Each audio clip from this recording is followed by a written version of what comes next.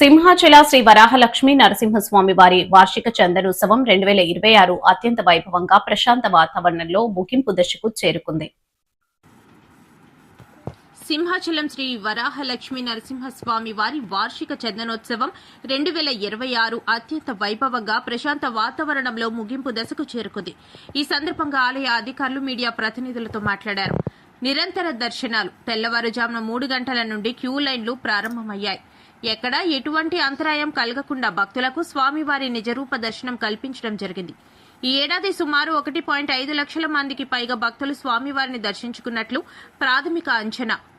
ఎండ తీవ్రతను దృష్టిలో ఉంచుకుని క్యూ లైన్లలో షెడ్స్, మంచినీరు, మజ్జిగ మరియు బిస్కెట్ల పంపిణీ నిరంతరాయంగా సాగింది. ప్రభుత్వం చేపట్టిన ఏర్పాట్లపై భక్తులు పూర్తి సంతృప్తి వ్యక్తం చేశారు.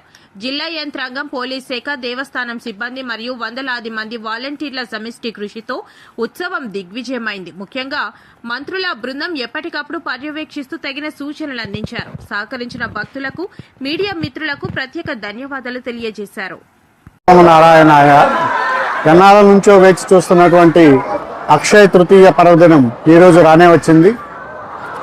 ఈరోజు జరిగేటటువంటి చందనోత్సవ కార్యక్రమం ఈరోజు ఉదయాన్నే స్వామివారికి సుప్రభాత సేవ జరిగిన తర్వాత వారిపై ఉన్నటువంటి చందనాన్ని తొలగింపు కార్యక్రమం జరిగి సుమారుగా 2 గంటల 45 నిమిషాలకి స్వామివారికి తొలి పూజ అనేది ప్రారంభం చేయడం జరిగింది. దీనికి ఎవరైతే ఫౌండర్ ఫ్యామిలీ ఉన్నారో అశోక్ గజపతిరాజు గారి యొక్క కుటుంబం అంతా కూడా వారు హాజరై వారి యొక్క పూజలు చేసుకున్నారు. ఆ తర్వాత కూడా వెంటనే 3 గంటలు 300 రూపాయలు, అలాగే ఏదైతే మన ఫ్రీ లైన్స్ ఉన్నాయో వారందరూ కూడా భక్తులు దర్శనాలు చేసుకున్నారు. ఈరోజు సుమారుగా ఇప్పటికే 1,00,000 పైచులకు భక్తులు దర్శనాలు చేసి ఉంటారని అంచనా.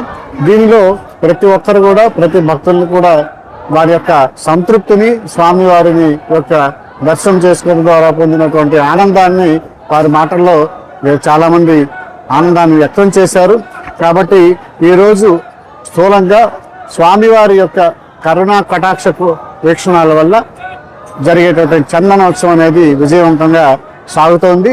దీనికి సహకరించినటువంటి ముఖ్యంగా పోలీస్ శాఖ, అలాగే అదేవిధంగా రెవెన్యూ శాఖ, ఇతర ప్రభుత్వ శాఖలు, అలాగే ప్రింట్ అండ్ ఎలక్ట్రానిక్ మీడియా, అలాగే వైదిక సిబ్బంది అందరికీ కూడా ఈ సందర్భంగా ప్రత్యేకమైనటువంటి కృతజ్ఞతాభివందనాలు తెలియజేసుకుంటున్నాం. భక్తులందరూ కూడా ఇంకా సహకరించి వారి యొక్క వచ్చినటువంటి బస్సుల ద్వారా వస్తూ స్వామివారిని దీక్షతో, నాదాత్మ్యంతో స్వామిని దర్శించి వారి యొక్క ఆశీర్వచనాలు పొంది ప్రసాదాలు, తీర్థ ప్రసాదాలు స్వీకరించాలని చెప్పి కోరుకుంటున్నాం.